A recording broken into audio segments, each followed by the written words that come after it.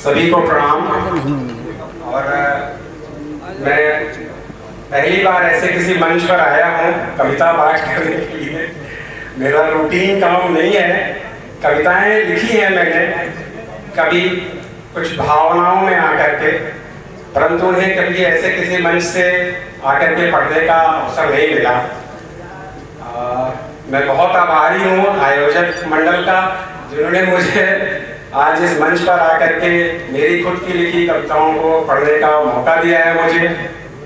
मैं अपनी इस कविता के बारे में कुछ संदर्भ बताना चाह रहा था कि मेरी ये कविता मेरे जहन में कहाँ से आई। मेरी बिटिया जो करीब 11 वर्ष की है, उसने करीब 3 महीने पहले एक दिन मुझसे ऐसे पूछ लिया कि पापा अब आप मुझसे बात नहीं करते।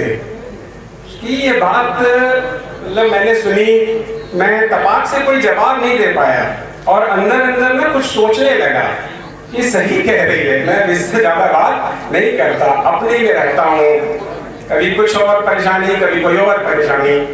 तो मैं कह सकता हूँ कि ये मेरी कविता जो पनपी है ये कटाक्ष है उन सारे प्रोफेशनल्स पर जो अपने प्रोफेशनल कमिटमेंट की वजह से कई बार या सोशल कमिटमेंट की वजह से और अंत में कहूँगा फाइनेंशियल कमिटमेंट की वजह से अपने बच्चों को पूरा समय नहीं दे पाते हैं और कहीं न कहीं न चाहते हुए भी बच्चे सबकॉन्शियस लेवल पर उनसे डिटैच महसूस करते हैं।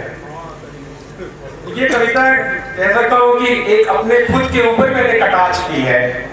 और जब मैं ये कविता पढ़ूंगा तो आप पाएंगे कि एक 11 साल की बच्ची, 10 साल की बच्ची, 12 साल की बच्ची, कोई जो अपने पिता से क्या उम्मीद करती है, जो कि प्रोफेशनल जॉब में है, किसी भी जॉब में है, police, doctor, engineer, businessman, contractor, कोई भी जॉब से रिलेटेड पर्सन स्ट्रेस्ड है और वो बहुत सी वजहों से अटैच हो सकता है जो कि उसे नहीं होना चाहिए। ऐसे में बच्चा क्या महसूस करता है, क्या क्या वो और कहना चाहता होगा, मैंने ही वो बातें उस बच्चे की तरफ से लिखी हैं और कविता की शक्ल में ये एक रचना बन गई है। तो मेरी इस कविता का शीर्षक है पापा अब मुझसे बात नहीं करते। पापा अब मुझसे बात नहीं करते, मानती हूँ कई उखड़ती सांसों को बस आपका ही सहारा है। कितने ही मौकों पर यमदूत भी आपसे हारा है। हम सोते हैं गहरी नींद कितनी सारी थकान लिए, पर पापा आप अक्सर अपनी रात नहीं करते। पापा अब मुझसे बात नहीं करते। जाने क्यों निकल गए आप किस तरह की दौड़ में, जाने क्यों निकल गए आप किस तरह की दौड़ में, शामिल हो गए सबकी तरह बस बड़ा करने की होड़ में। दिन गुजरते जाते हैं बस आस में और आंखों में, मुझे तो अच्छा लगता था पापा सोना बस आपकी बाहों में। फिर से वैसा ही होता, कुछ इंतजाम नहीं करते, पापा अब मुझसे बात नहीं करते। वो भी दिन थे जब आप कम काम पाते थे, अच्छा लगता था जल्दी घर आते थे, अक्सर शाम को शहर की सैर कराया करते थे, रात को खुद की बनाई कहानियां सुनाया करते थे। पापा फिर से क्यों वैसे ही हालात नहीं करते, पापा अब मुझसे बात नहीं करते। ऐसे में कभी कभी कुछ ऐसी भी घटनाएं हो जाती हैं, जैसे कि मेरे पिताजी बीमार हो गए 3-4 साल पहले। उस वजह से भी हम लोग जो एक पारिवारिक जीवन है बहुत अलग सा हो गया। उसी संदर्भ को लिखने की कोशिश की है मैंने। खुशियों के पंख लगाए जब हम उड़ने को तैयार हो गए, खुशियों के पंख लगाए जब हम उड़ने को तैयार हो गए, काल की वक्र दृष्टि पड़ी बाबा बीमार हो गए। मृत्यु शाश्वत जुड़ा नियम है जीवन के धरती पर आने का, मृत्यु शाश्वत जुड़ा नियम है जीवन के धरती पर आने का। मत करिए अफसोस इतना पापा बाबा के जाने का, क्यों इतनी सी बातों को आत्मसात नहीं करते, पापा मुझसे बात नहीं करते। हमारे भविष्य को लेकर आप कितना घबराते हैं, जाने किस वजह से आप कितना कमाते हैं। हमारे भविष्य को लेकर आप कितना घबराते हैं, जाने किस वजह से आप कितना कमाते हैं। देखिएगा बड़े होकर हम भी काबिल हो जाएंगे, आपकी उम्मीद से बेहतर जीविका कमाएंगे। क्या इन बातों पर खुद से सवालात नहीं करते, पापा मुझसे बात नहीं करते। कई वर्षों से आपको घर में बस आते और जाते देखा है। कई वर्षों से आपको घर में बस आते और जाते देखा है। जितनी देर घर में रहे फोन पर बतियाते देखा है। मरीजों की एक एक सांस पर पैनी नजर रखते हैं। मरीजों की एक एक सांस पर पैनी नजर रखते हैं। शहर की कौन सी जमीन बिकने वाली है पक्की खबर रखते हैं।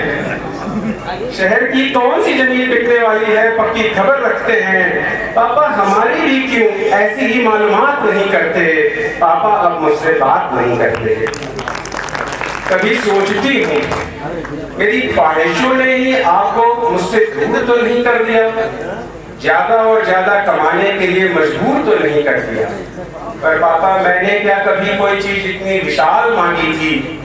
मैंने तो कभी कभी बस एक बार्बी डॉल मांगी थी। बस झूठ की दुनिया में रहते हैं सच से मुलाकात नहीं करते। पापा मुझसे बात नहीं करते। आखिरी कुछ जो ये पंक्तियां हैं बहुत अच्छी लगती हैं मुझे भी। मैं इन्हें भी पढ़ना चाहूंगा। छोटी छोटी खुशियां मेरी छोटे छोटे ख्वाब हैं। छोटी छोटी खुशियां मेरी छोटे छोटे ख्वाब हैं। पर इन सब बातों के होने की पहली सीढ़ी आप हैं।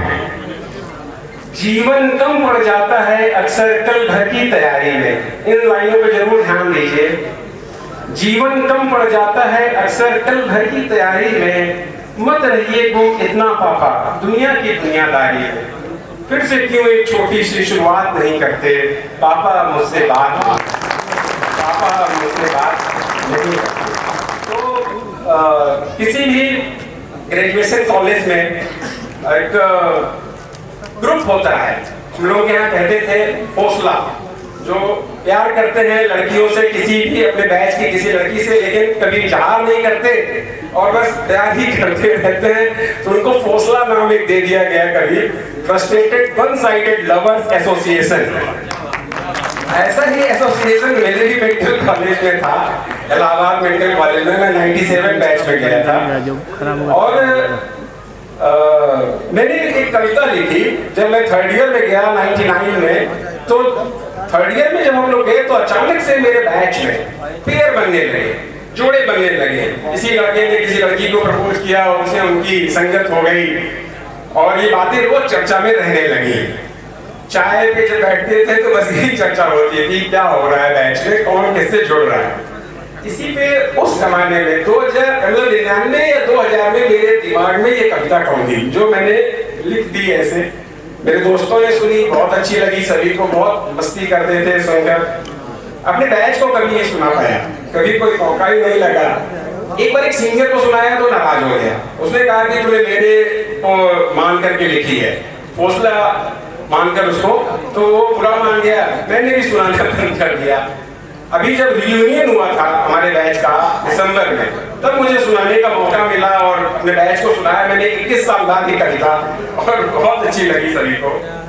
तो ये उस समय की बात है जब हम सभी, मैं फर्स्ट प्रोफेशनल पार करके थर्ड ईयर में गया था और अचानक से बैच में एक नया दौर आ गया था कि जोड़े बन रहे थे। हौसला, ये कुछ शीर्षक लिखा है मैंने, मतलब एक संदर्भ लिखा। हौसला जो सदा से था अब थोड़ा सक्रिय हो गया था। हौसला मतलब frustrated one sided lovers association. और चाय पर चर्चाओं का दौर बढ़ गया था और सबसे महत्वपूर्ण बिंदु यही होता था कौन सी लड़की पट रही है, कौन सी पटने वाली है और कौन सी खाली है। उस दौर में जब हम सब कहीं बैठे चर्चा में व्यस्त थे, एक मित्र का आगमन हुआ। किसी ने कहा लो एक और फोसलाइट आ गया। दूसरे एक मित्र ने तुरंत बताया कि यह फोसलाइट नहीं रहा, इसे हौसला डिलक्स में शामिल कर दिया गया है। वाह वाह। इस प्रकार मैंने पहली बार एक नए ग्रुप हौसला डिलक्स को जाना और शायद यहीं से मेरे मन में इस कविता ने जन्म लिया। हौसला डिलक्स में उन रणबांकुरों को शामिल होने का सौभाग्य मिलता था जो प्रेम युद्ध में खेत रहे हों, शहीद हो गए हों। उन्हीं तत्कालीन प्रसंगों तथा समसामयिक घटनाओं में कल्पना का समावेश करते हुए मैंने ये कविता लिखी है जो मैं सुनाऊंगा आपको। हम लोग अभी तक किसी को कविता समझ रहे थे। एक तालियां बज सकती है। ये कविता है कि आत्मकथा, ये भी बताइए। आत्मकथा होती तो क्या बात होती। मेरी तो हिम्मत ही नहीं हुई वहां तक जाने की। फोसला से फोसला डिलक्स तक शीर्षक है इसका, मतलब फोसला से फोसला डिलक्स तक की यात्रा। मित्र, मैं अपने एक मित्र से कहता हूँ, मित्र मुझे भी एक लड़की पटानी है, मित्र मुझे भी एक लड़की पटानी है, सोसाइटी में अपनी थोड़ी इज्जत बढ़ानी है। मित्र कहता है तुम मुझसे क्या पूछ रहे हो, तुम मुझसे क्या पूछ रहे हो, क्या किसी अंतर्द्वंद से जूझ रहे हो? मैंने कहा सच कहूं मित्र तो मुझमें आत्मविश्वास नहीं है, सच कहूं मित्र तो मुझमें आत्मविश्वास नहीं है। मित्र बोला क्या क्लोजअप तुम्हारे पास नहीं है? क्लोजअप का प्रचार आया करता था ना, जो आत्मविश्वास जगाने के लिए होता था। तो मित्र बोला क्या क्लोजअप तुम्हारे पास नहीं है? फिर मैंने अपने एक सफल मित्र से मुलाकात की, उससे अपने उद्देश्य के बाबत कुछ बात की। मित्र बताता है जो सफल हो चुका है कि रोज शाम को उसको लेकर 82 जाता हूँ, जहाँ पर हमारे यहाँ जोड़े बैठा करते थे। कुछ घंटों में जीवन का पूरा लुत्फ उठाता हूँ। दिन में पढ़ाई, शाम को आवश्यक काम करते हैं। मित्र वहाँ एक साथ कई जोड़े विश्राम करते हैं। चाहे बिखरी चांदनी या काली रात होती है, वहाँ तो हर पल बस प्यार की बात होती है।